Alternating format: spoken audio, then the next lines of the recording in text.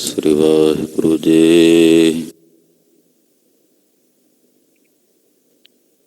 ਇੱਕ ਓੰਕਾਰ ਸਤਿਨਾਮ ਕਰਤਾ ਪੁਰਖ ਨਿਰਭਉ ਨਿਰਵੈਰ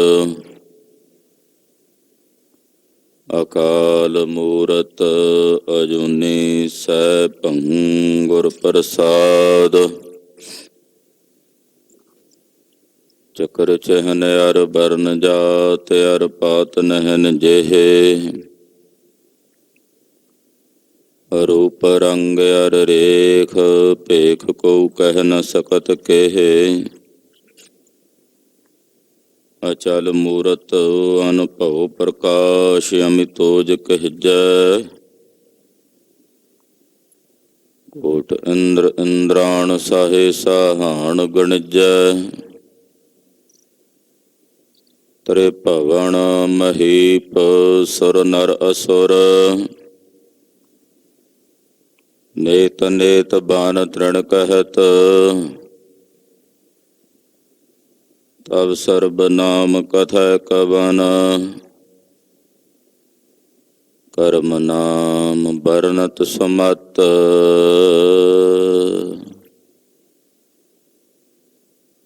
ਪ੍ਰਭ ਜੀ ਤੋ ਕਹਿ ਲਾਜ ਹਮਾਰੀ।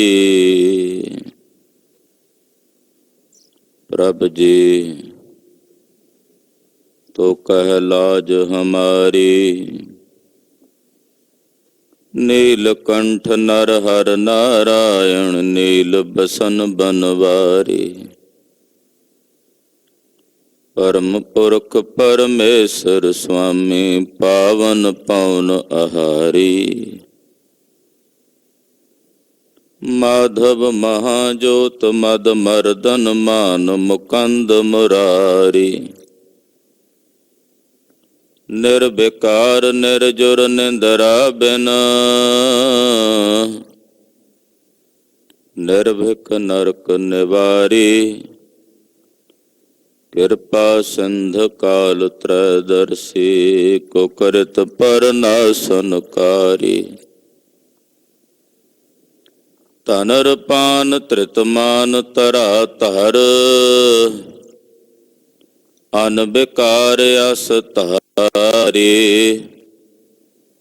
ਹੋ ਮਤ ਮੰਦ ਚਰਨ ਸ਼ਰਨਾਗਤ ਕਰ ਗਹਿ ਲਿਹੋ ਉਭਾਰੀ। ਹੋ ਮਤ ਮੰਦ ਚਰਨ ਸ਼ਰਨਾਗਤ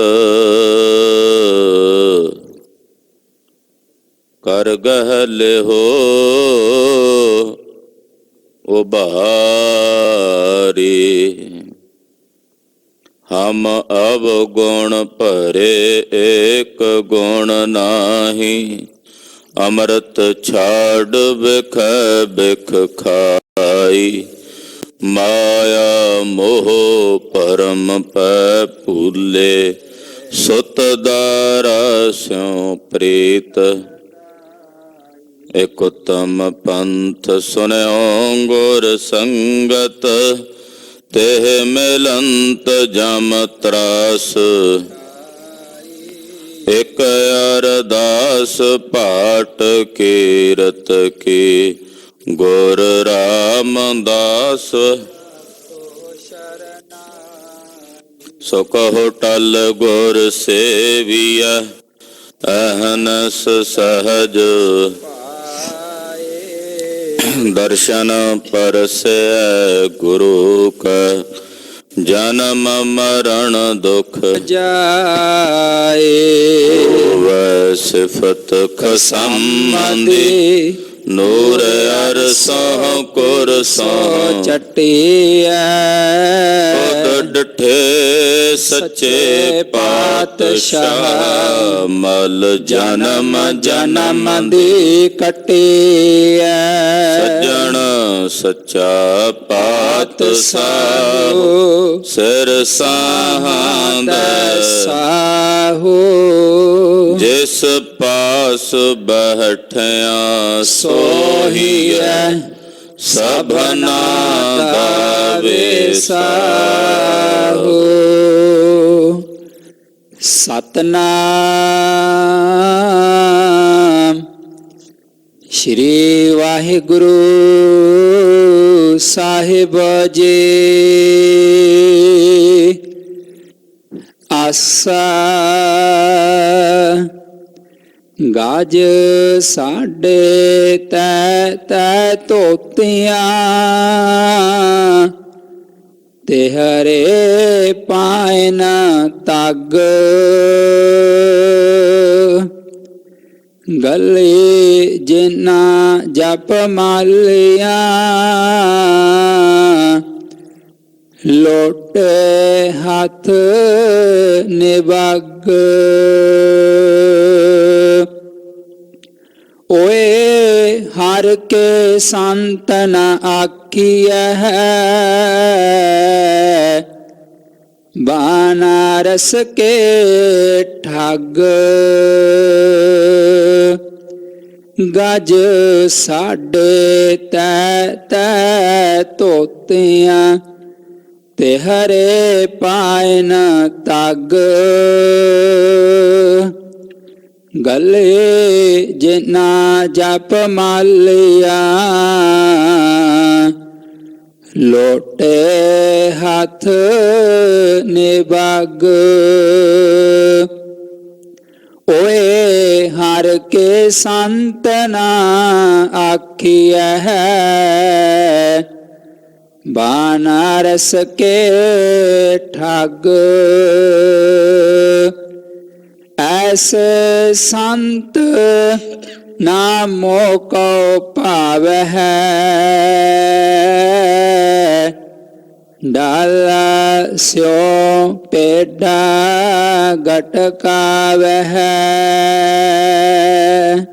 ਰਹਾਉ ਬਾਸਣ ਮਾਂਜ ਚਰਾਵਹਿ ਊਪਰ, ਕਾਠੇ ਧੋਏ ਜਲਾਵਹਿ। ਬਸੁਦਾ ਖੋਦ ਕਰਹਿ ਦੋਏ ਚੂਲੇ, ਸਾਰੇ ਮਾਨਸ ਖਾਵਹਿ। ਓਏ ਪਾਪੀ ਸਦਾ ਫਿਰਹਿ ਅਪਰਾਧੀ, ਮੁਖੋ ਅਪਰਸ ਕਹਾਵਹਿ। ਸਦਾ ਸਦਾ ਫਿਰਹਿ ਅਭਿਮਾਨੀ, ਸਗਲ ਕੁਟੰਬ ਡੁਬਾਵਹਿ। ਜਿਤ ਕੋ ਲਾਇਆ ਤਿਤ ਹੀ ਲਾਗਾ, ਤੈਸੇ ਕਰਮ ਕਮਾਵੈ। ਕਹੋ ਕਬੀਰ ਜਿਸ ਸਤਿਗੁਰ ਭੇਟੈ, ਪੁਨਰਪ ਜਨਮ ਨਾ ਆਵੈ। ਜਿਤ ਕੋ ਲਾਇਆ ਤਿਤ ਹੀ ਲਾਗਾ, ਤੈਸੇ ਕਰਮ ਕਮਾਵੈ। ਕਹੋ ਕਬੀਰ ਜਿਸ ਸਤਿਗੁਰ ਭੇਟੈ, ਪੁਨਰਪ ਜਨਮ ਨਾ ਆਵੈ। ਵਾਹਿਗੁਰੂ ਜੀ ਕਾ ਖਾਲਸਾ, ਵਾਹਿਗੁਰੂ ਜੀ ਕੀ ਫਤਿਹ। ਗੁਰੂ ਗਰੀਬ ਨਵਾਜ ਮਿਹਰਬਾਨ ਜਗਤ ਸਾਈਂ ਸ੍ਰੀ ਗੁਰੂ ਗ੍ਰੰਥ ਸਾਹਿਬ ਜੀ ਮਹਾਰਾਜ ਜੀ ਦੇ ਪਵਿੱਤਰ ਪਾਵਨ ਹਜ਼ੂਰੀ 'ਚ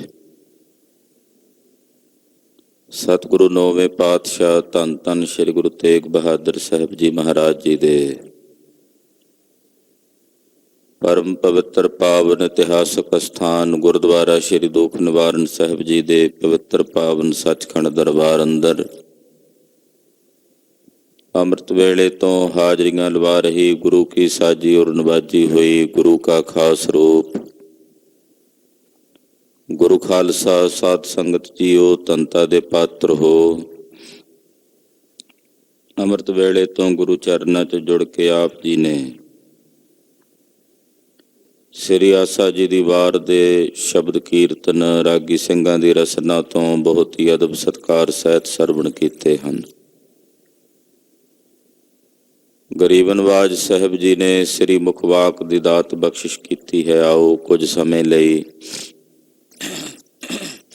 ਆਪਣੀਆਂ ਸੁਰਤੀਆਂ ਬਿਰਤੀਆਂ ਨੂੰ ਗੁਰੂ ਪਾਤਸ਼ਾਹ ਦੇ ਪਵਿੱਤਰ ਚਰਨਾਂ ਨਾਲ ਜੋੜੀਏ। ਸਾਹਿਬਾਂ ਦੇ ਪਾਵਨ ਚਰਨਾਂ ਵਿੱਚ ਆਪਣੀਆਂ ਹਾਜ਼ਰੀਆਂ ਲਵਾਉਂਦਿਆਂ ਆਪਣੀ ਰਸਨਾ ਨੂੰ ਪਵਿੱਤਰ ਕਰਦਿਆਂ ਸਮੂਹ ਮਾਈ ਭਾਈ ਆਖੋ ਜੀ ਸਤਨਾਮ ਸ਼੍ਰੀ ਵਾਹਿਗੁਰੂ ਸਾਹਿਬ ਜੀ। ਸਤਨਾਮ ਸ਼੍ਰੀ ਵਾਹਿਗੁਰੂ ਸਾਹਿਬ ਜੀ। ਆਸਾ ਗਜ ਸਾਡੇ ਤੈ ਤੈ ਧੋਤੀਆਂ ਤਿਹਰੇ ਪਾਇਨ ਤਗ। ਆਸਾ ਰਾਗ ਹੈ। ਮਹਾਰਾਜ ਭਗਤ ਕਬੀਰ ਜੀ ਇਹ ਪਾਵਨ ਪਵਿੱਤਰ ਸ੍ਰੀ ਮੁਖਵਾਕ ਉਚਾਰਨ ਕਰ ਰਹੇ ਨੇ। ਕਬੀਰ ਜੀ ਦਾ ਜੀਵਨ ਬਨਾਰਸ ਵਿੱਚ ਬਤੀਤ ਹੋਇਆ। ਬਨਾਰਸ ਉਸ ਵੇਲੇ ਸਨਾਤਨ ਧਰਮ ਦੇ ਪ੍ਰਚਾਰ ਪ੍ਰਸਾਰ ਦਾ ਬੜਾ ਵੱਡਾ ਕੇਂਦਰ ਸੀ। ਇਹਨੂੰ ਵਿਦਿਆ ਦੀ ਕਾਸ਼ੀ ਕਿਹਾ ਜਾਂਦਾ ਸੀ, ਜਿੱਥੇ ਬੜੇ ਬੜੇ ਵਿਦਵਾਨ ਲੋਕ ਆਪਣਾ ਨਿਵਾਸ ਕਰਕੇ ਵਿਦਿਆ ਪੜ੍ਹਨ ਤੇ ਪੜ੍ਹਾਉਣ ਦਾ ਕੰਮ ਕਰਦੇ। ਅੱਜ ਦੇ ਇਸ ਵਰਤਮਾਨ ਦੇ ਸਮੇਂ ਵਿੱਚ ਵੀ ਬਨਾਰਸ ਵਿੱਚ ਬਹੁਤ ਚੋਟੀ ਦੇ ਵਿਦਵਾਨ ਨੇ ਜਿਹੜੇ ਸੰਸਕ੍ਰਿਤ ਦੀ ਵਿਦਿਆ ਨੂੰ ਪੜ੍ਹਦੇ ਪੜ੍ਹਾਉਂਦੇ ਨੇ। ਸ਼ਾਸਤਰਾਂ ਦੀ ਵਿਦਿਆ, ਵੇਦਾਂ ਦੀ ਵਿਦਿਆ, ਉਹਦਾ ਅਧਿਐਨ ਕੀਤਾ ਜਾਂਦਾ, ਕਰਾਇਆ ਜਾਂਦਾ। ਜਿੱਥੇ ਬਹੁਤ ਜ਼ਿਆਦਾ ਧਰਮ ਕਰਮ ਦਾ ਪ੍ਰਚਾਰ ਹੁੰਦਾ ਹੈ, ਸੁਭਾਵਕ ਸੀ ਉੱਥੇ ਪਖੰਡੀਆਂ ਦਾ ਬੋਲਬਾਲਾ ਵੀ ਹੋਣਾ ਸੀ। ਕਿਉਂਕਿ ਹੰਸਾਂ ਨੂੰ ਤਰਦਿਆਂ ਵੇਖ ਕੇ ਚਿੱਟੇ ਰੰਗ ਦੇ ਬਗਲਿਆਂ ਨੂੰ ਵੀ ਚਾਅ ਆ ਹੀ ਜਾਂਦਾ ਵੀ ਅਸੀਂ ਵੀ ਤਰੀਏ। ਜਿੱਥੇ ਬਨਾਰਸ ਵਿੱਚ ਚੰਗੇ ਚੰਗੇ ਮਹਾਂਪੁਰਸ਼ ਮਹਾਤਮਾ ਰਹਿੰਦੇ, ਰਵਿਦਾਸ ਜੀ ਵਰਗੇ, ਰਾਮਾਨੰਦ ਜੀ ਵਰਗੇ, ਉੱਥੇ ਉਸ ਬਨਾਰਸ ਵਿੱਚ ਪਖੰਡੀ ਵੀ ਰਹਿੰਦੇ ਸੀ, ਦੰਭੀ ਵੀ ਰਹਿੰਦੇ ਸੀ, ਜਿਨ੍ਹਾਂ ਨੇ ਧਰਮ ਦੀਆਂ ਨਿਸ਼ਾਨੀਆਂ ਨੂੰ ਕੇਵਲ ਲੋਕ ਵਿਖਾਵੇ ਵਾਸਤੇ ਧਾਰਨ ਕੀਤਾ ਹੋਇਆ ਸੀ, ਅੰਦਰੋਂ ਧਰਮੀ ਨਹੀਂ ਸਨ। ਪਖੰਡ ਕਲੀ ਕਾਲ ਵਿੱਚ ਇਹੋ ਜਿਹਾ ਪ੍ਰਬਲ ਕਲਯੁਗ ਦਾ ਹਥਿਆਰ ਹੈ ਕਿ ਜਿਸ ਹਥਿਆਰ ਦੁਆਰਾ ਕਲਯੁਗ ਇਸ ਪਖੰਡ ਰੂਪੀ ਹਥਿਆਰ ਦੁਆਰਾ ਬੜੇ ਬੜੇ ਲੋਕਾਂ ਨੂੰ ਮਾਰ ਘੱਤਦਾ, ਗੁੰਮਰਾਹ ਕਰ ਲੈਂਦਾ। ਅਸੀਂ ਜੋ ਬਾਹਰ ਵੇਖਦੇ ਹਾਂ ਉਹਨੂੰ ਵੇਖ ਕੇ ਪ੍ਰਭਾਵਿਤ ਹੁੰਦੇ ਹਾਂ, ਕਿਉਂਕਿ ਸਾਡੇ ਕੋਲ ਜਿਹੜੀ ਦ੍ਰਿਸ਼ਟੀ ਹੈ, ਸਥੂਲ ਦ੍ਰਿਸ਼ਟੀ ਹੈ। ਇਸ ਸਥੂਲ ਦ੍ਰਿਸ਼ਟੀ ਨਾਲ ਜਿਹੜਾ ਸਥੂਲ ਵਰਤਾਰਾ ਵਰਤਦਾ ਸਾਨੂੰ ਦਿਸਦਾ ਤੇ ਉਹਨੂੰ ਵੇਖ ਕੇ ਅਸੀਂ ਉਹਦਾ ਅਸਰ ਕਬੂਲ ਲੈਂਦੇ ਹਾਂ। ਅਸਲੀਅਤ ਇਹ ਹੈ, ਜੋ ਵੇਖ ਰਹੇ ਹਾਂ ਕਈ ਵਾਰੀ ਉਹ ਸੱਚ ਨਹੀਂ ਹੁੰਦਾ। ਕਈ ਵਾਰੀ ਆ ਜਾਦੂਗਰ ਤਮਾਸ਼ਾ ਵਿਖਾਉਂਦੇ ਆ, ਕਈ ਪ੍ਰਕਾਰ ਦੇ ਜਾਦੂ ਕਰਕੇ ਵਿਖਾਉਂਦੇ ਆ, ਉਹ ਸੱਚ ਤਾਂ ਨਹੀਂ ਹੁੰਦਾ। ਅਸੀਂ ਜੋ ਵੇਖ ਰਹੇ ਹੁੰਦੇ ਉਹ ਸੱਚ ਨਹੀਂ ਹੁੰਦਾ। ਕਿ ਕਿਵੇਂ ਇੱਕ ਬਕਸੇ ਵਿੱਚ ਕਿਸੇ ਬੱਚੇ ਨੂੰ ਪਾ ਕੇ, ਕਿਸੇ ਵਿਅਕਤੀ ਨੂੰ ਪਾ ਕੇ ਉਹਦੇ ਵਿੱਚ ਤਲਵਾਰਾਂ ਮਾਰਦੇ ਆ, ਕਿ ਉਹ ਸੱਚ ਵਿੱਚ ਤਾਂ ਨਹੀਂ ਮਾਰੀਆਂ ਜਾਂਦੀਆਂ। ਪਰ ਅਸੀਂ ਇਹੋ ਜਿਹੇ ਹਿਪਨੋਟਾਈਜ਼ ਹੋ ਜਾਂਦੇ ਹਾਂ, ਵੇਖ ਕੇ ਸਮੋਹਿਤ ਹੋ ਜਾਂਦੇ ਹਾਂ ਕਿ ਅਸੀਂ ਉਹਨੂੰ ਸਾਰੇ ਕੁਝ ਨੂੰ ਸੱਚ ਸਮਝਣ ਲੱਗ ਪੈਂਦੇ ਹਾਂ। ਪਖੰਡ ਵੀ ਇੱਕ ਇਹੋ ਜਿਹੀ ਸਮੋਹਨ ਕਲਾ ਰੱਖਦਾ ਹੈ, ਜਿੱਥੇ ਬਹੁਤ ਜ਼ਿਆਦਾ ਵੱਧ ਪਖੰਡ ਹੋਵੇਗਾ ਉੱਥੇ ਲੋਕ ਵੱਧ ਗਿਣਤੀ 'ਚ ਜੁੜ ਜਾਂਦੇ ਹੈ ਔਰ ਉਹ ਸਮੋਹਿਤ ਹੋ ਜਾਂਦੇ। ਉਹਨਾਂ ਦੀ ਅੱਖਾਂ ਤੇ ਇਹੋ ਜਿਹਾ ਪਰਦਾ ਪੈ ਜਾਂਦਾ ਹੈ ਕਿ ਉਹ ਜੋ ਕੁਝ ਵੇਖ ਰਹੇ ਹੁੰਦੇ ਨੇ ਉਹਨੂੰ ਸੱਚ ਸਮਝ ਲੈਂਦੇ ਹੈ। ਜਿਹੜਾ ਉਸ ਪਖੰਡ ਤੋਂ ਨਿਰਾਲਾ ਹੋ ਕੇ ਵੱਖਰਾ ਖੜਾ ਵੇਖ ਰਿਹਾ ਹੁੰਦਾ ਹੈ, ਉਹ ਜਾਣ ਲੈਂਦਾ ਵੀ ਇਹ ਪਖੰਡ ਹੈ। ਉਹ ਕਹਿੰਦਾ ਵੀ ਇਹ ਲੋਕ ਵੀ ਗੁੰਮਰਾਹ ਹੋ ਰਹੇ ਨੇ। ਆਪਾਂ ਅੱਜ ਦੀ ਭਾਸ਼ਾ ਵਿੱਚ ਉਹਨਾਂ ਨੂੰ ਕਹਿ ਦਿੰਦੇ ਆ ਜੀ ਇਹ ਭਗਤ ਬਣ ਗਏ ਨੇ, ਭੇਡਾਂ ਬਣ ਗਏ ਨੇ। ਤੋ ਪਖੰਡ ਕਲੀ ਕਾਲ ਦੇ ਸਮੇਂ ਦੇ ਵਿੱਚ ਬੜਾ ਪ੍ਰਬਲ ਹੈ। ਗੁਰੂ ਨਾਨਕ ਸਾਹਿਬ ਸੱਚੇ ਪਾਤਸ਼ਾਹ ਜੀ ਨੇ ਦੋ ਚੀਜ਼ਾਂ ਦਾ ਪੁਰਜ਼ੋਰ ਖੰਡਨ ਕੀਤਾ, ਇੱਕ ਪਖੰਡ ਦਾ, ਦੂਸਰੇ ਜ਼ੁਲਮ ਦਾ।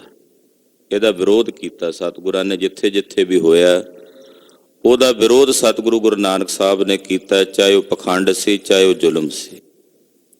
ਜਿੱਥੇ ਪਖੰਡ ਸੀ ਉੱਥੇ ਪਖੰਡ ਦਾ ਜਾ ਕੇ ਪੁਰਜ਼ੋਰ ਸ਼ਬਦਾਂ 'ਚ ਖੰਡਨ ਕੀਤਾ। ਜਿੱਥੇ ਜ਼ੁਲਮ ਹੁੰਦਾ ਸੀ ਜ਼ੁਲਮ ਦੇ ਵਾਸਤੇ ਮਹਾਰਾਜ ਜੀ ਨੇ ਆਵਾਜ਼ ਬੁਲੰਦ ਕੀਤੀ ਹੈ। ਤੋ ਸਤਿਗੁਰੂ ਗੁਰੂ ਨਾਨਕ ਸਾਹਿਬ ਦੇ ਘਰ ਦੇ ਵਿੱਚ ਪਖੰਡ ਦਾ ਖੰਡਨ ਹੈ। ਤਦੇ ਮਹਾਰਾਜ ਜੀ ਕਹਿੰਦੇ ਛੋਡੀ ਲੈ ਪਾਖੰਡਾ ਨਾਮ ਲਿਆ ਜਾਹੇ ਤਰਨ ਦਾ। ਇਹ ਭਾਈ ਇਸ ਪਖੰਡ ਨੂੰ ਛੱਡ ਦੇ। ਇਹ ਪਖੰਡ ਤਿਆਗ ਕੇ ਹੀ ਤੂੰ ਪਰਮੇਸ਼ਰ ਦਾ ਭਜਨ ਕਰਕੇ ਤਰ ਸਕਦਾ, ਹੋਰ ਕੋਈ ਤਰੀਕਾ ਨਹੀਂ। ਧੰਨ ਗੁਰੂ ਨਾਨਕ ਸਾਹਿਬ ਸੱਚੇ ਪਾਤਸ਼ਾਹ ਜੀ ਮਹਾਰਾਜ ਜੀ ਦੇ 10ਵੇਂ ਸਰੂਪ ਸ੍ਰੀ ਗੁਰੂ ਗੋਬਿੰਦ ਸਿੰਘ ਸਾਹਿਬ ਜੀ ਮਹਾਰਾਜ ਜੀ ਨੇ ਜਦੋਂ ਪਖੰਡ ਦੀ ਗੱਲ ਕੀਤੀ ਹੈ ਤਾਂ ਮੇਰੇ ਪਾਤਸ਼ਾਹ ਕਹਿੰਦੇ ਆਖਨ ਭੀਤਰ ਤੇਲ ਕੋ ਡਾਰ ਕਾ ਲੋਗਨ ਨੀਰ ਬਹਾਏ ਦਖਾਮ ਹੈ। ਅੱਖਾਂ ਦੇ ਵਿੱਚ ਤੇਲ ਪਾ ਕੇ ਲੋਕਾਂ ਨੂੰ ਆਪਣੀਆਂ ਅੱਖਾਂ ਦਾ ਹੰਝੂ ਵਿਖਾ ਕੇ, ਨੀਰ ਬਹਾ ਕੇ ਵਿਖਾ ਕੇ ਕਿ ਜੀ ਅਸੀਂ ਤਾਂ ਬੜੇ ਬੈਰਾਗੀ ਹਾਂ।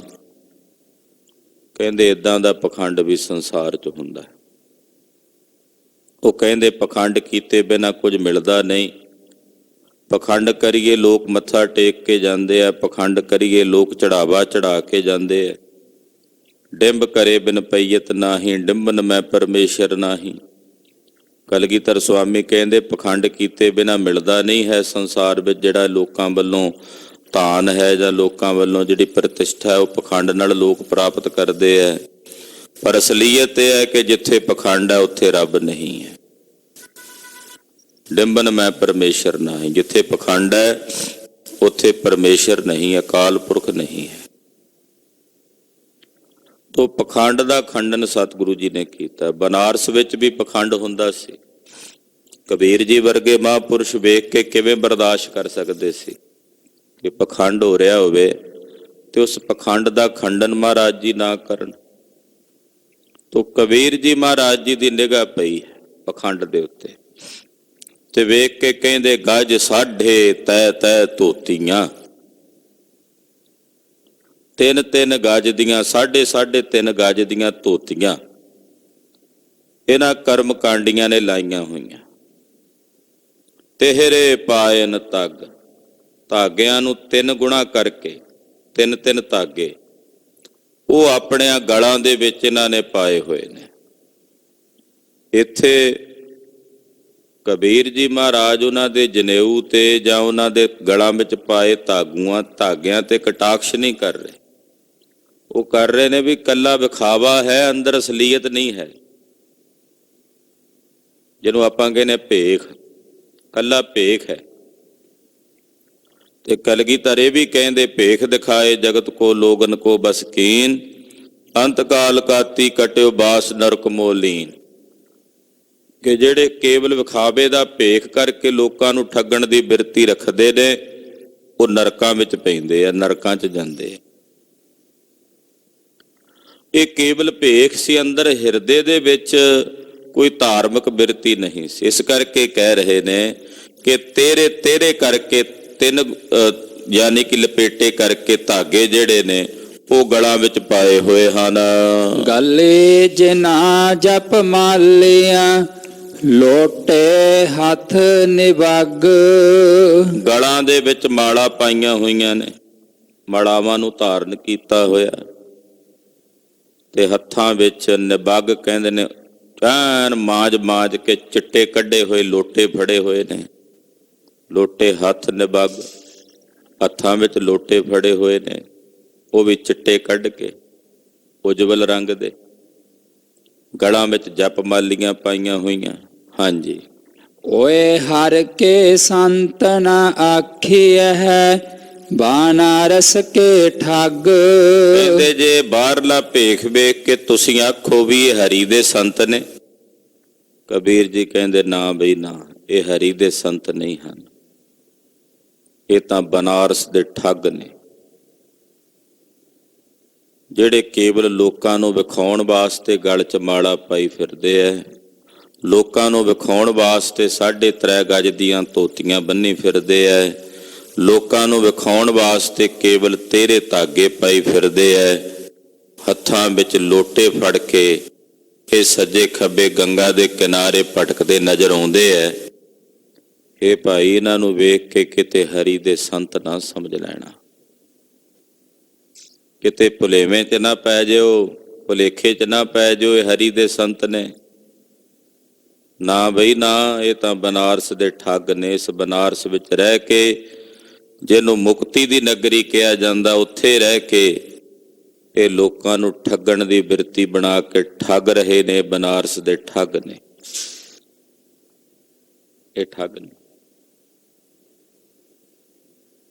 ਅਕਸਰ ਧਰਮ ਸਥਾਨਾਂ ਦੇ ਉੱਤੇ ਏਦਾਂ ਦੇ ਲੋਕ ਬਹੁਤ ਸਾਰੇ ਮਿਲਦੇ ਹੈ। ਜਦੋਂ ਉਹਨਾਂ ਨੂੰ ਜਾ ਕੇ ਕੋਲੋਂ ਕੋਈ ਲੰਘ ਕੇ ਜਾਂਦਾ ਤੇ ਭੱਜ ਕੇ, ਆਓ ਜੀ ਆਓ, ਤੁਹਾਡੀ ਇਹ ਪੂਜਾ ਕਰਦੇ ਆ, ਇੰਨੇ ਪੈਸੇ ਇੱਥੇ ਰੱਖੋ ਜੀ, ਤੁਹਾਨੂੰ ਆਹ ਤਿਲਕ ਲਾਉਂਦੇ ਆ, ਇੰਨੇ ਪੈਸੇ ਇੱਥੇ ਰੱਖੋ ਜੀ। ਇਹ ਤੁਸੀਂ ਹੁਣ ਵੀ ਜਾਓ ਤੇ ਤਕਰੀਬਨ ਏਦਾਂ ਦਾ ਵਰਤਾਰਾ ਉੱਥੇ ਵਰਤਦਾ ਮਿਲ ਜਾਂਦਾ। ਮਹਾਰਾਜ ਜੀ ਕਹਿੰਦੇ ਠੱਗ ਨੇ।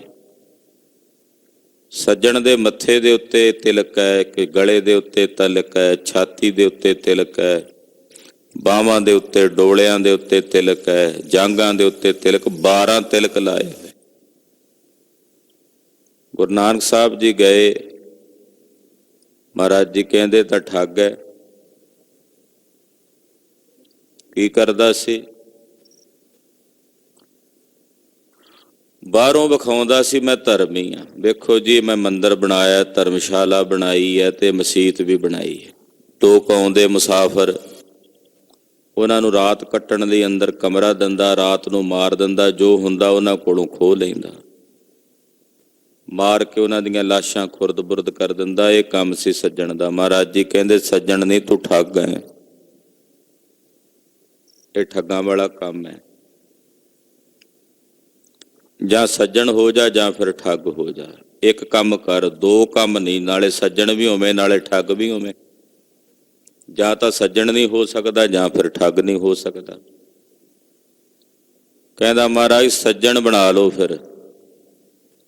ਤੇ ਧੰਨ ਗੁਰੂ ਨਾਨਕ ਸਾਹਿਬ ਨੇ ਦਇਆ ਦ੍ਰਿਸ਼ਟੀ ਕੀਤੀ, ਆਪਣੇ ਚਰਨਾਂ ਨਾਲ ਲਾ ਕੇ ਇਸ ਠੱਗ ਨੂੰ ਸੱਜਣ ਬਣਾ ਲਿਆ। ਸ਼ਬਦ ਉਚਾਰਿਆ, ਉਜਲ ਕਹਿ ਹਾਂ ਚਿਲਕਣਾ, ਘੋਟਮ ਕਾਲੜੀ ਮਸ। ਇਹ ਸ਼ਬਦ ਉਚਾਰਨ ਕਰਕੇ ਸੱਜਣ ਨੂੰ ਉਪਦੇਸ਼ ਦਿੱਤਾ। ਜੇ ਕੇਵਲ ਬਾਹਰਲੀਆਂ ਨਿਸ਼ਾਨੀਆਂ ਨੇ ਧਰਮ ਦੀਆਂ, ਹਿਰਦੇ ਦੇ ਵਿੱਚ ਧਰਮ ਨਹੀਂ, ਤਾਂ ਫਿਰ ਉਹ ਕੇਵਲ ਪਖੰਡੀ ਹੈ, ਉਹਨੂੰ ਤੁਸੀਂ ਬਨਾਰਸ ਦਾ ਠੱਗ ਹੀ ਕਹਾਂਗੇ। ਹੁਣ ਗੱਲ ਕਰੀਏ ਆਪਣੀ। ਅਸੀਂ ਅਕਸਰ ਨਾ ਗੁਰਬਾਣੀ ਦੀਆਂ ਪੰਕਤੀਆਂ ਦੀ ਵਿਆਖਿਆ ਦੂਜਿਆਂ ਲਈ ਰੱਖੀ ਹੋਈ ਹੈ। ਮਾਫ ਕਰਨਾ, ਇਹ ਸਾਡੀ ਬਿਰਤੀ ਹੈ। ਅਸੀਂ ਗੁਰਬਾਣੀ ਦੀਆਂ ਪੰਕਤੀਆਂ ਦੇ ਜਿਹੜੇ ਅਰਥ ਨੇ, ਵਿਆਖਿਆ, ਉਹ ਦੂਜਿਆਂ ਲਈ ਰੱਖੀ ਹੋਈ ਹੈ। ਵੀ ਇਹ ਤਾਂ ਪੰਡਤਾਂ ਨੂੰ ਕਿਹਾ ਜੀ, ਇਹ ਤਾਂ ਬਾਹਮਣਾਂ ਨੂੰ ਕਿਹਾ ਜੀ, ਇਹ ਤਾਂ ਫਲਾਣਿਆਂ ਨੂੰ ਕਿਹਾ ਜੀ, ਇਹ ਤਾਂ ਅਮਕਿਆਂ ਨੂੰ ਕਿਹਾ। ਕਿੱਥੇ ਸਤਿਗੁਰੂ ਕਬੀਰ ਜੀ ਮਹਾਰਾਜ ਜੀ ਇਹ ਤਾਂ ਨਹੀਂ ਕਹਿ ਰਹੇ ਵੀ ਮੈਂ ਕੇਵਲ ਉਹਨਾਂ ਨੂੰ ਕਹਿ ਰਿਹਾ। ਸਾਡੇ ਵਾਸਤੇ ਵੀ ਨੇ ਬਚਨ, ਪਰ ਅਸੀਂ ਵਿਆਖਿਆ ਦੂਜਿਆਂ ਲਈ ਹੋਰ ਰੱਖਦੇ ਹਾਂ, ਆਪਣੇ ਲਈ ਹੋਰ ਰੱਖਦੇ ਹਾਂ। ਸਾਡੇ ਵਿੱਚ ਕੀ ਇਹੋ ਜਿਹੇ ਭੇਖੀ ਨਹੀਂ ਹਨ ਜਿਹੜੇ ਵਿਖਾਵੇ ਮਾਤਰ ਵਾਸਤੇ ਉੱਤਰੋਂ ਦੀ ਕਿਰਪਾਨ ਪਾ ਲੈਂਦੇ, ਅੰਦਰੋਂ ਹਿਰਦੇ 'ਚ ਕੋਈ ਰਹਿਤ ਬਹਿਤ ਨਹੀਂ, ਨਾ ਨਿਤਨੇਮ, ਨਾ ਬਾਣੀ, ਨਾ ਭਜਨ। ਵਿਖਾਵੇ ਵਾਸਤੇ ਵੀ ਜਦੋਂ ਵਿਖਾਵਾ ਕਰਨਾ ਹੋਵੇ ਉਹ ਤੋਂ ਉੱਤੋਂ ਦੀ ਗਾਤਰਾ, ਚੰਗਾ ਚੌੜਾ ਗਾਤਰਾ ਲੈ ਕੇ ਪਾ ਲੈਣਾ, ਚੰਗੀ ਸੋਹਣੀ ਪੋਚਵੀਂ ਦਸਤਾਰ ਬੰਨ੍ਹ ਲੈਣੀ ਹੈ ਤੇ ਮੰਗਣ ਵਾਸਤੇ ਟੁਰ ਪੈਣਾ, ਵਿਖਾਵਾ ਕਰਨ ਵਾਸਤੇ ਚੱਲ ਪੈਣਾ ਵੀ ਲੋਕ ਆਖਣ ਹਾਂ ਜੀ ਇਹ ਤਾਂ ਬੜਾ ਤਿਆਰ ਬਰ ਤਿਆਰ ਸਿੱਖ ਹੈ ਜੀ। ਸਾਡੇ ਵਿੱਚ ਵੀ ਤਾਂ ਇਹੋ ਜਿਹੇ ਬਹੁਤ ਹੋਣਗੇ ਨਾ, ਹੈਣ ਨੇ ਨਾ, ਸਾਨੂੰ ਪਤਾ ਵੀ ਹੈ, ਸਾਨੂੰ ਜਾਣਕਾਰੀ ਵੀ ਹੈ। ਤੇ ਫਿਰ ਇਹ ਜਿਹੜੀ ਪੰਕਤੀ ਕੇਵਲ ਬਨਾਰਸ ਦੇ ਠੱਗਾਂ ਵਾਸਤੇ ਤਾਂ ਨਹੀਂ ਢੁਕਦੀ, ਉਹਨਾਂ ਵਾਸਤੇ ਵੀ ਤਾਂ ਢੁਕਦੀ ਹੈ ਨਾ। ਜਿਹੜੇ ਠੱਗਣ ਵਾਸਤੇ ਹੀ ਕੇਵਲ, ਮੈਂ ਅਨੇਕਾਂ ਇਹੋ ਜਿਹੇ ਲੋਕ ਵੇਖੇ ਐ ਜਾਂ ਸੁਣੇ ਵੀ ਹੈ ਕਿ ਜਿਨ੍ਹਾਂ ਨੇ ਕੇਵਲ ਟਾਈਮ ਵਾਸਤੇ ਵੀ ਜਦੋਂ ਮੌਕੇ ਦਾ ਲਾਭ ਲੈਣਾ ਉਦੋਂ ਰਾਤ ਨੂੰ ਕਿਰਪਾਨ ਪਾਈ, ਅਗਲੇ ਦਿਨ ਸਵੇਰੇ ਜਾ ਕੇ ਨੌਕਰੀ ਤੇ ਪੇਸ਼ੇ ਤੇ ਹਾਜ਼ਰ ਹੋ ਗਏ ਵੀ ਗੁਰੂ ਘਰਾਂ ਵਿੱਚ ਨੌਕਰੀ ਨਹੀਂ ਮਿਲਦੀ। ਗਾਤਰਾ ਪਾਇਆ ਹੋਵੇਗਾ, ਕਿਰਪਾਨ ਪਾਈ ਹੋਵੇਗੀ ਤੇ ਨੌਕਰੀ ਮਿਲ ਜਾਏਗੀ। ਕੇਵਲ ਇਸ ਵਾਸਤੇ ਵੀ ਹੈ, ਜਾਂ ਫਿਰ ਹੋਰ ਵੀ ਬਹੁਤ ਕੁਝ ਹੁੰਦਾ ਸਾਡੇ ਸਮਾਜ ਵਿੱਚ, ਇਹ ਵਰਤਾਰਾ ਹੈ। ਸੋ ਕਹਿਣ ਤੋਂ ਭਾਵ ਜਦੋਂ ਜਿੱਥੇ ਵੀ ਵਿਖਾਵਾ ਆਵੇਗਾ, ਉਹ ਚਾਹੇ ਸਿੱਖ ਕਰੇ, ਚਾਹੇ ਉਹ ਮੁਸਲਮਾਨ ਕਰੇ, ਚਾਹੇ ਉਹ ਹਿੰਦੂ ਕਰੇ, ਚਾਹੇ ਉਹ ਈਸਾਈ ਕਰੇ, ਚਾਹੇ ਉਹ ਜੈਨੀ ਕਰੇ, ਚਾਹੇ ਉਹ ਬੋਧੀ ਕਰੇ, ਜਿੱਥੇ ਵਿਖਾਵਾ ਆਵੇਗਾ ਉਹ ਪਖੰਡ ਹੈ। ਜਿੱਥੇ ਵਿਖਾਵਾ ਆਵੇਗਾ ਉਹਨੂੰ ਪਖੰਡ, ਜਿੱਥੇ ਪਖੰਡ ਹੈ ਤੇ ਫਿਰ ਪਖੰਡ ਦਾ ਖੰਡਨ ਗੁਰੂ ਨਾਨਕ ਸਾਹਿਬ ਕਰਦੇ। ਜਿੱਥੇ ਪਖੰਡ ਹੈ ਫਿਰ ਉਸ ਪਖੰਡ ਬਾਬਤ ਮਹਾਰਾਜ ਜੀ ਕਬੀਰ ਜੀ ਕਹਿੰਦੇ ਬਨਾਰਸ ਕੇ ਠੱਗ, ਉਹ ਬਨਾਰਸ ਦੇ ਠੱਗ ਨੇ। ਉਹ ਕੋਈ ਵੀ ਹੋਵੇ, ਕਿਸੇ ਮਤ ਨਾਲ, ਕਿਸੇ ਵਰਨ ਨਾਲ, ਕਿਸੇ ਜਾਤੀ ਨਾਲ, ਕਿਸੇ ਵੀ ਮਜ਼ਹਬ ਨਾਲ ਸੰਬੰਧ ਰੱਖਦਾ ਹੋਵੇ, ਜਿੱਥੇ ਪਖੰਡ ਹੈ ਉਸ ਪਖੰਡ ਨੂੰ ਮਹਾਰਾਜ ਕਬੀਰ ਜੀ ਬਨਾਰਸ ਦਾ ਠੱਗ ਕਹਿ ਕੇ ਸੰਬੋਧਨ ਕਰਦੇ। ਉਹ ਠੱਗ ਹੈ। ਹਾਂਜੀ, ਐਸੇ ਸੰਤ ਨਾਮੋ ਕੋ ਭਾਵਹਿ। ਕਬੀਰ ਜੀ ਮਹਾਰਾਜ ਜੀ ਕਹਿੰਦੇ ਇਹੋ ਜਿਹੇ ਸੰਤ ਆ ਜਿਹੜੇ ਵਿਖਾਵਾ ਕਰਨ ਵਾਲੇ ਨੇ, ਪਖੰਡੀ, ਦੰਭੀ। ਅਸਲ ਦੀ ਨਕਲ ਹੁੰਦੀ ਹੈ, ਪਰ ਨਕਲ ਦੀ ਗਿਣਤੀ ਵੱਧ ਜਾਂਦੀ, ਅਸਲ ਥੋੜਾ ਰਹਿ ਜਾਂਦਾ। ਅਸਲ ਦੀ ਨਕਲ ਹੁੰਦੀ ਹੈ ਪਰ ਨਕਲ ਬਹੁਤ ਜ਼ਿਆਦਾ ਪਾਸੇ ਫੈਲ ਜਾਂਦੀ ਹੈ, ਜਿਹੜਾ ਅਸਲ ਹੁੰਦਾ ਉਹ ਥੋੜਾ ਰਹਿ ਜਾਂਦਾ। ਰੱਬ ਦੇ ਪਿਆਰਿਆਂ ਦੀ ਰੀਸ ਕਰਕੇ ਨਕਲੀ ਸੰਤ ਬੜੇ ਬਣ ਜਾਂਦੇ ਆ, ਉਹਨਾਂ ਦੀ ਗਿਣਤੀ ਵੀ ਵੱਧ ਜਾਂਦੀ ਹੈ, ਪਰ ਇਹਦਾ ਮਤਲਬ ਇਹ ਨਹੀਂ ਵੀ ਜਿਹੜੇ ਅਸਲ ਹੁੰਦੇ ਨੇ ਹੁੰਦੇ ਨਹੀਂ, ਉਹ ਵੀ ਹੁੰਦੇ ਨੇ, ਪਰ ਉਹ ਘੱਟ ਰਹਿ ਜਾਂਦੇ ਆ, ਬਿਰਲੇ ਰਹਿ ਜਾਂਦੇ ਆ। ਮਹਾਰਾਜ ਜੀ ਕਹਿੰਦੇ ਆ ਜਿਹੜੇ ਨਕਲੀ ਨੇ, ਪਖੰਡੀ, ਦੰਭੀ, ਇਹੋ ਜਿਹੇ ਸੰਤ ਮੈਨੂੰ ਨਹੀਂ ਪਾਉਂਦੇ। ਐਸੇ ਸੰਤ ਨ ਮੋਕੋ ਭਾਵ ਹੈ। ਇਹੋ ਜਿਹੇ ਸੰਤ ਜਿਹੜੇ ਵਿਖਾਵਾ ਕਰਨ ਵਾਲੇ ਪਖੰਡੀ ਦੰਭੀ ਨੇ, ਇਹ ਮੈਨੂੰ ਨਹੀਂ ਭਾਉਂਦੇ, ਇਹ ਮੈਨੂੰ ਨਹੀਂ ਚੰਗੇ ਲੱਗਦੇ, ਜਿਹੜੇ ਅੰਦਰੋਂ ਹੋਰ ਤੇ ਬਾਹਰੋਂ ਹੋਰ ਨੇ, ਜਿਨ੍ਹਾਂ ਦਾ ਆਪਣਾ ਪ੍ਰੈਕਟੀਕਲੀ ਜੀਵਨ ਹੋਰ ਹੈ ਤੇ ਲੋਕਾਂ ਦੇ ਵਿੱਚ ਕਹਿ ਕੇ ਪ੍ਰਚਾਰ ਕਰਨ ਵਾਲਾ ਹੋਰ ਹੈ। ਮਹਾਰਾਜ ਜੀ ਕਹਿੰਦੇ ਇਹੋ ਜਿਹੇ ਸੰਤ, ਕਬੀਰ ਜੀ ਮਹਾਰਾਜ ਜੀ ਕਹਿੰਦੇ ਮੈਨੂੰ ਨਹੀਂ ਪਾਉਂਦੇ, ਮੈਨੂੰ ਚੰਗੇ ਨਹੀਂ ਲੱਗਦੇ। ਆਲਾ ਸਿਉ ਪੇਡਾ ਗਟਕਾਵਹਿ। ਜਿਹੜੇ ਟਾਹਣੀਆਂ ਦੇ ਸਮੇਤ ਪੇਡਾ ਦਰਖਤ ਹੀ ਖਾ ਜਾਣ, ਇਹੋ ਜਿਹੇ ਸੰਤ ਨਹੀਂ ਮੈਨੂੰ ਪਾਉਂਦੇ। ਜਿਹੜੇ ਟਹਿਣੀਆਂ ਦੇ ਸਮੇਤ ਟਹਿਣੀਆਂ ਦੇ ਨਾਲ ਦਰਖਤ ਵੀ ਖਾ ਜਾਣ ਸਾਰਾ। ਡਾਲਾ ਕਹਿੰਦੇ ਨੇ ਟਹਿਣੀਆਂ ਨੂੰ, ਫਲ ਨੂੰ, ਵੀ ਜਿਹੜੀ ਟਹਿਣੀ ਹੈ ਉਹ ਜਿਹਦੇ ਨਾਲ ਲੱਗੀ ਉਹਨੂੰ ਵੀ ਖਾ ਜਾਣਾ, ਭੱਖ ਜਾਣਾ। ਕਹਿੰਦੇ ਇਹੋ ਜਿਹੇ ਜਿਹੜੇ ਪਖੰਡੀ ਸੰਤ ਨੇ ਨਾ, ਦੰਭੀ, ਉਹਨਾਂ ਕੋਲ ਕੋਈ ਦਾਨ ਕਰਨ ਵਾਸਤੇ ਆਉਂਦਾ ਤੇ ਦਾਨ ਹੈ ਡਾਲਾ, ਟਾਹਣੀ। ਜਿਹੜਾ ਦਾਨ ਕਰਨ ਵਾਲਾ ਉਹਨੂੰ ਕਹਿੰਦੇ ਨੇ ਦਰਖਤ। ਕਹਿੰਦੇ ਉਹ ਟਹਿਣੀ ਦੇ ਸਮੇਤ ਉਸ ਦਰਖਤ ਨੂੰ ਵੀ ਖਾ ਜਾਂਦੇ ਨੇ, ਉਹਨੂੰ ਵੀ ਭੱਖ ਜਾਂਦੇ ਹੈ। ਉਹ ਸੋਚਦਾ ਵੀ ਮੈਂ ਦਾਨ ਪੁੰਨ ਕਰਨਾ, ਉਹ ਦਾਨ ਪੁੰਨ ਕਰਨ ਵਾਲੇ ਨੂੰ ਵੀ ਭੱਖ ਜਾਂਦੇ ਆ, ਖਾ ਜਾਂਦੇ ਆ, ਉਹਨੂੰ ਵੀ ਨਹੀਂ ਛੱਡਦੇ। ਯਾਨੀ ਕਿ ਉਹਨਾਂ ਦਾ ਇਹ ਹੁੰਦਾ ਵੀ ਇੱਕੋ ਵਾਰੀ ਇਹ ਸਾਡੇ ਹੱਥ ਲੱਗੀ ਆ ਮੁਰਗੀ, ਬਸ ਹਲਾਲ ਕਰ ਲੋ ਇਹਨੂੰ, ਇਹ ਕਿਤੇ ਦੂਸਰੇ ਪਾਸੇ ਨਾ ਜਾ ਸਕੇ। ਇਉਂ ਬਿਰਤੀ ਹੁੰਦੀ ਨਾ ਠੱਗਾਂ ਵਿੱਚ ਵੀ ਮੇਰੇ ਕੋਲ ਆਇਆ, ਮੇਰੇ ਕਾਬੂ ਹੀ ਰਹੇ, ਹੁਣ ਇਹ ਕਿਤੇ ਜਾਵੇ ਨਾ ਹੋਰ ਸੱਜੇ ਖੱਬੇ, ਵੀ ਜੋ ਕੁਝ ਹੈ ਇਹਦੇ ਕੋਲੋਂ ਖੋਹ ਲਈਏ, ਨਿਚੋੜ ਲਈਏ ਕਿਸੇ ਵੀ ਤਰੀਕੇ। ਉਹਨੂੰ ਕਹਿੰਦੇ ਨੇ ਡਾਲਾ ਸਿਉ ਪੇਡਾ ਗਟਕਾਵੈ। ਟਹਿਣੀ ਦੇ ਸਮੇਤ ਪੇਡਾ ਹੀ ਖਾ ਗਏ। ਜਿਹਦੇ ਕੋਲੋਂ ਦਾਨ ਮਿਲਣਾ ਸੀ ਉਹਨੂੰ ਹੀ ਖਾ ਗਏ, ਉਹਨੂੰ ਹੀ ਭੱਖ ਗਏ। ਉਹਨੂੰ ਹੀ ਖਤਮ ਕਰ ਦਿੱਤਾ। ਆਰਥਿਕ ਤੌਰ ਤੇ, ਧਾਰਮਿਕ ਤੌਰ ਤੇ ਉਹਨੂੰ ਇਹੋ ਜਿਹਾ ਆਪਣਾ ਮਾਨਸਿਕ ਗੁਲਾਮ ਬਣਾ ਲਿਆ ਇਹਨਾਂ ਲੋਕਾਂ ਨੇ ਕਿ ਉਹ ਇਹਨਾਂ ਤੋਂ ਇਲਾਵਾ ਬਾਹਰ ਕਿਤੇ ਸੋਚਦਾ ਹੀ ਨਹੀਂ, ਜਾਂਦਾ ਹੀ ਨਹੀਂ ਹੈ। ਹਾਂਜੀ। ਰਹਾਉ ਬਾਸਣ ਮਾਂਜ ਚਰਾਵਹਿ ਊਪਰ, ਕਾਠੀ ਧੋਏ ਜਲਾਵਹਿ। ਮਹਾਰਾਜ ਜੀ ਕਹਿੰਦੇ ਉਦਾਂ ਤਾਂ ਇਹਨਾਂ ਨੇ ਭਾਂਡੇ ਮਾਂਜ ਕੇ ਤੇ ਜਿਹੜਾ ਚੁੱਲ੍ਹਾ ਬਣਾਉਂਦੇ ਆ ਉਹਦੇ ਵਿੱਚ ਲੱਕੜਾਂ ਵੀ ਧੋ ਕੇ ਬਾਲਦੇ ਆ ਤੇ ਚੰਗੀ ਤਰ੍ਹਾਂ ਧੋ ਕੇ ਭਾਂਡੇ ਉੱਤੇ ਚੜਾਉਂਦੇ ਆ ਚੁੱਲ੍ਹਿਆਂ ਤੇ। ਬਸੁਦਾ ਖੋਦ ਕਰਹਿ ਦੋਏ ਚੂਲੇ, ਸਾਰੇ ਮਾਨਸ ਖਾਵਹਿ। ਜਿੱਥੇ ਇਹਨਾਂ ਨੇ ਚੌਂਕਾ ਬਣਾਉਣਾ ਹੁੰਦਾ ਨਾ, ਜ਼ਮੀਨ ਖੋਤਰਦੇ ਨੇ, 4-4 5-5 ਇੰਚ ਮਿੱਟੀ ਪੁੱਟਦੇ ਆ ਉੱਤੋਂ ਵੀ ਮਿੱਟੀ ਅਪਵਿੱਤਰ ਹੈ, ਥੱਲਿਓਂ ਸਾਫ਼ ਮਿੱਟੀ ਨਿਕਲੇ। 5-5 4-4 ਇੰਚ ਮਿੱਟੀ ਪੁੱਟ ਕੇ ਫਿਰ ਥੱਲੇ ਉਹਨੂੰ ਗੋਬਰ ਨਾਲ ਲੇਪ ਕਰਦੇ ਆ। ਫਿਰ ਉਹਦੇ 'ਚ 2 ਚੁੱਲ੍ਹੇ ਬਣਾਉਂਦੇ ਆ, ਇੱਕ ਦੇ ਵਿੱਚ ਅੱਗ ਬਾਲ ਕੇ ਉਹਦੇ ਤੇ ਆਪਣੇ ਭਾਂਡੇ ਮਾਂਜ ਕੇ ਸਾਫ਼ ਕਰਕੇ ਰੱਖ ਕੇ ਫਿਰ ਲੱਕੜਾਂ ਵੀ ਧੋ ਕੇ ਵਿੱਚ ਬਾਲਦੇ। ਇੱਕ ਦੂਜਾ ਚੁੱਲ੍ਹਾ ਹੁੰਦਾ, ਅੱਗ ਉਹਦੇ ਵਿੱਚ ਵੀ ਹੁੰਦੀ ਹੈ। ਜਿਹੜੀ ਆਪਣੇ ਚੁੱਲ੍ਹੇ 'ਚ ਇਹਨਾਂ ਦੇ ਅੱਗ ਬਲਦੀ ਹੁੰਦੀ ਉਹ ਦੂਜੇ ਨੂੰ ਨਹੀਂ ਦਿੰਦੇ ਵੀ ਕਿਤੇ ਸਾਡੀ ਅੱਗ ਜੂਠੀ ਨਾ ਹੋ ਜੇ ਜੇ ਅਸੀਂ ਦੇ ਦਿੱਤੀ। ਜੇ ਕੋਈ ਮੰਗਣ ਆਉਂਦਾ, ਕਿਉਂਕਿ ਅੱਜ ਕੱਲ੍ਹ ਤਾਂ ਅੱਗ ਦੇ ਹੋਰ ਕਈ ਸਾਧਨ ਆ ਗਏ ਬਾਲਣ ਦੇ, ਪਹਿਲਾਂ ਅੱਗ ਇੱਕ ਦੂਜੇ ਕੋਲੋਂ ਮੰਗ ਕੇ ਲੈ ਜਾਂਦੇ, ਉਹਦੇ ਨਾਲ ਆਪਣੀ ਅੱਗ ਇੱਕ ਦੇ ਚੁੱਲ੍ਹੇ 'ਚ ਦੱਬ ਕੇ ਰੱਖੀ ਹੋਣੀ, ਉਹਦੇ ਕੋਲੋਂ ਦੂਜੇ ਨੇ ਲੈ ਜਾਣੀ। ਏਦਾਂ ਅੱਗ ਬਾਲਦੇ ਸੀ ਤੇ ਆਪਣੇ ਚੁੱਲ੍ਹੇ 'ਚੋਂ ਵੀ ਅੱਗ ਨਹੀਂ ਸੀ ਦਿੰਦੇ ਵੀ ਸਾਡੀ ਅੱਗ ਜੂਠੀ ਹੋ ਜਾਏਗੀ ਜੇ ਬਾਹਰ ਚਲੀ ਗਈ। ਜੇ ਕਿਸੇ ਨੇ ਅੱਗ ਮੰਗਣੀ ਹੁੰਦੀ ਉਹਦੇ ਲਈ ਦੂਸਰਾ ਚੁੱਲ੍ਹਾ ਬਣਾਇਆ ਹੁੰਦਾ, ਉਹਦੇ 'ਚੋਂ ਅੱਗ ਦਿੰਦੇ ਸੀ, ਤਾਂ 2 ਚੁੱਲ੍ਹੇ ਬਣਾਉਂਦੇ।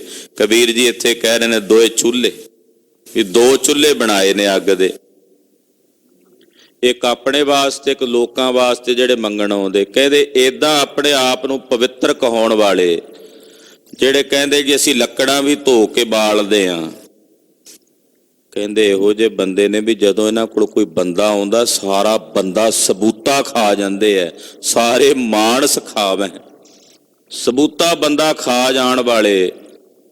ਉਦਾਂ ਕਹਿੰਦੇ ਆ ਜੀ ਅਸੀਂ ਤਾਂ ਚੁੱਲ੍ਹੇ ਦੇ ਵਿੱਚ ਵੀ ਬੜੀ ਪਵਿੱਤਰਤਾ ਦਾ ਮਾਹੌਲ ਰੱਖਦੇ ਹਾਂ।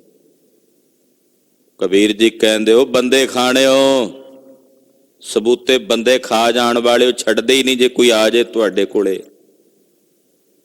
ਕਰੜ ਕੇ ਵੱਢ ਕੇ ਰੱਖ ਦਿੰਦੇ ਉਸ ਨੂੰ, ਉਹ ਸੱਜੇ ਖੱਬੇ ਪਾਸੇ ਜਾਣ ਜੋਗਾ ਰਹਿੰਦਾ ਹੀ ਨਹੀਂ।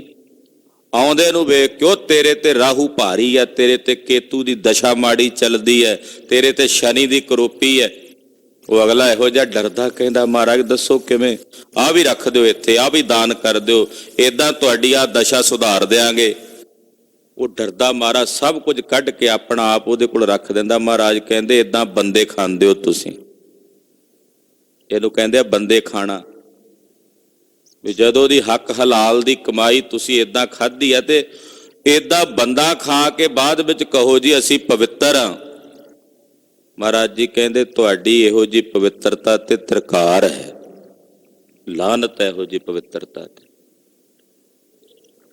ਉਦਾਂ ਲੋਕਾਂ ਨੂੰ ਵਿਖਾਉਣਾ ਅਸੀਂ ਬਾਟਸਨ ਭਾਂਡੇ ਮਾਂਜ ਕੇ ਰੱਖੇ ਆ ਜੀ ਉੱਤੇ ਤੇ ਲੱਕੜੀਆਂ ਧੋ ਕੇ ਬਾਲ ਰਹੇ ਆ, ਜ਼ਮੀਨ ਖੋਦ ਕੇ ਚੁੱਲ੍ਹੇ ਬਣਾਏ ਨੇ 2, ਉਦਾਂ ਸਾਰੇ ਬੰਦੇ ਖਾ ਜਾਂਦੇ ਹੋ। ਹੋਏ ਪਾਪੀ ਸਦਾ ਫਿਰ ਹੈ ਅਪਰਾਧੀ, ਮੁਖ ਹੋ ਅਪਰਸ ਕਹਾਵਹਿ। ਕਹਿੰਦੇ ਰੱਜ ਕੇ ਪਾਪੀ ਨੇ, ਅਪਰਾਧੀ ਹੋਏ ਫਿਰਦੇ ਨੇ ਸੰਸਾਰ ਵਿੱਚ ਤੇ ਆਪਣੇ ਮੂੰਹ ਆਪਣੇ ਆਪ ਨੂੰ ਅਪਰਸ ਕਹਾਉਂਦੇ ਜੀ ਅਸੀਂ ਤਾਂ ਤਿਆਗੀ ਹਾਂ, ਅਸੀਂ ਤਾਂ ਵਿਰਕਤ ਹਾਂ। ਅਪਰਸ ਕਹਿੰਦੇ ਨੇ ਤਿਆਗੀ ਨੂੰ।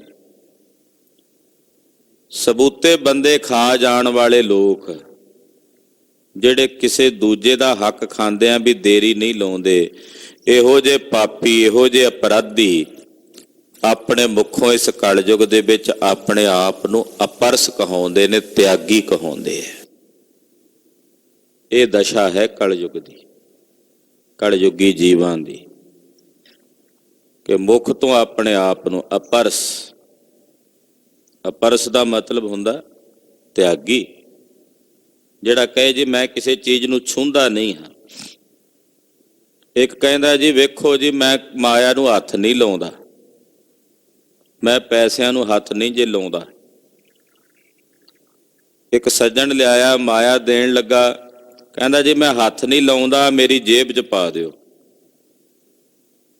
ਇਦਾਂ ਦਾ ਵੀ ਵਰਤਾਰਾ ਵਰਤਦਾ ਸੰਸਾਰ। ਕਹਿੰਦਾ ਮੈਂ ਪੈਸਿਆਂ ਨੂੰ ਹੱਥ ਨਹੀਂ ਲਾਉਂਦਾ, ਜੇਬ 'ਚ ਪਾ ਦਿਓ। ਵੀ ਜੇਬ ਕਿਸੇ ਗੁਆਂਢੀ ਦੀ ਲੱਗੀ ਹੋਈ ਹੈ, ਤੈਨੂੰ ਉਹ ਵੀ ਤਾਂ ਤੇਰੀ ਹੈ। ਜਦੋਂ ਕੱਢਣੇ ਆ ਉਦੋਂ ਤਾਂ ਆਪਣੇ ਹੱਥਾਂ ਨਾਲ ਹੀ ਕੱਢਣੇ ਆ ਨਾ, ਵਿੱਚੋਂ ਵਰਤਣੇ ਆ, ਖਰਚਣੇ ਆ। ਮੁੱਖੋਂ ਆਪਣੇ ਆਪ ਨੂੰ ਤਿਆਗੀ ਕਹਾਉਂਦੇ ਵੀ ਅਸੀਂ ਤਿਆਗੀ ਹਾਂ, ਸਾਡੇ ਵਰਗਾ ਤਿਆਗੀ ਕੋਈ ਨਹੀਂ। ਤੇ ਟਹਿਣੀਆਂ ਸਮੇਤ ਦਰਖਤਾਂ ਨੂੰ ਵੀ ਖਾ ਜਾਣ ਇਹੋ ਜਿਹੇ ਪਕਸ਼ਕ ਨੇ। ਟਹਿਣੀਆਂ ਦੇ ਸਮੇਤ ਜਿਹੜੇ ਦਰਖਤ ਨੂੰ ਫਲ ਲੱਗਾ, ਉਹ ਫਲ ਦੇ ਸਮੇਤ ਦਰਖਤ ਹੀ ਖਾ ਜਾਂਦੇ ਆ, ਤੇ ਮੂੰਹੋਂ ਕਹਿੰਦੇ ਜੀ ਅਸੀਂ ਅਪਰਸ ਹਾਂ ਜੀ, ਅਸੀਂ ਤਾਂ ਤਿਆਗੀ ਹਾਂ ਜੀ, ਅਸੀਂ ਤਾਂ ਵਿਰਕਤ ਹਾਂ ਜੀ। ਕਾਹਦੇ ਅਪਰਸ ਹੋਏ ਭਾਈ? ਇਹ ਫਿਰ ਕਾਹਦਾ ਤਿਆਗ ਹੋਇਆ? ਹਾਂਜੀ। ਸਦਾ ਸਦਾ ਫਿਰ ਹੈ ਅਬਿਮਾਨੀ, ਸਗਲ ਕੁਟੰਬ ਡੁਬਾਵ ਹੈ। ਇਹੋ ਜਿਹੇ ਜਿਹੜੇ ਅਭਿਮਾਨੀ ਨੇ, ਉਹ ਅਭਿਮਾਨ ਦੇ ਵਿੱਚ ਹੀ ਸਦਾ ਫਿਰਦੇ ਭਟਕਦੇ ਰਹਿੰਦੇ ਨੇ। ਆਪ ਤਾਂ ਡੁੱਬਦੇ ਹੀ ਨੇ, ਆਪਣੇ ਨਾਲ ਆਪਣਾ ਸਾਰਾ ਟੱਬਰ ਵੀ ਡੋਬ ਲੈਂਦੇ ਆ। ਜਿਨ੍ਹਾਂ ਨੂੰ ਇਹੋ ਜਿਹੀ ਜ਼ਹਿਰ ਦੀ ਮਾਇਆ ਖੋਣੀ ਹੈ, ਲੋਕਾਂ ਦਾ ਹੱਕ ਖੋਣਾ, ਉਹ ਕਿਹੜੇ ਤਰਨਗੇ ਖਾ ਕੇ? ਆਪਣੇ ਕੁਟੰਬ ਨੂੰ, ਆਪਣੇ ਟੱਬਰ ਨੂੰ ਵੀ ਡੁਬਾ ਲੈਂਦਾ। ਜਿਤ ਕੋ ਲਾਇਆ ਤਿਤ ਹੀ ਲਾਗਾ, ਤੈਸੇ ਕਰਮ ਕਮਾਵੇ। ਜਿੱਧਰ ਕਿਸੇ ਨੂੰ ਪਰਮੇਸ਼ਰ ਨੇ ਲਾਇਆ ਹੈ, ਇਹ ਜੀਵ ਉੱਥੇ ਹੀ ਲੱਗਾ ਹੋਇਆ। ਜਿਤ ਕੋ ਲਾਇਆ ਤਿਤ ਹੀ ਲਾਗਾ, ਜਿੱਥੇ ਜਿੱਥੇ ਲਾਇਆ ਹੋਇਆ ਪਰਮੇਸ਼ਰ ਨੇ ਜੀਵਾਂ ਨੂੰ, ਇਹ ਜੀਵ ਉੱਥੇ ਉੱਥੇ ਲੱਗੇ ਹੋਏ ਆ। ਤੈਸੇ ਕਰਮ ਕਮਾਵੇ, ਤੈਸੇ ਹੀ ਕਰਮ ਇਹ ਜੀਵ ਕਮਾਉਂਦੇ ਹਨ। ਆਹੋ ਕਬੀਰ ਜਿਸ ਸਤ ਗੁਰ ਭੇਟੈ, ਪੁਨਰਪ ਜਨਮ ਨਾ ਆਵੇ। ਕਬੀਰ ਜੀ ਮਹਾਰਾਜ ਜੀ ਕਹਿੰਦੇ, ਜਿਹਨੂੰ ਸਤਿਗੁਰੂ ਜੀ ਮਿਲਦੇ ਨੇ, ਉਹ ਮੁੜ ਕੇ ਜੂਨੀਆਂ ਵਿੱਚ ਨਹੀਂ ਆਉਂਦਾ।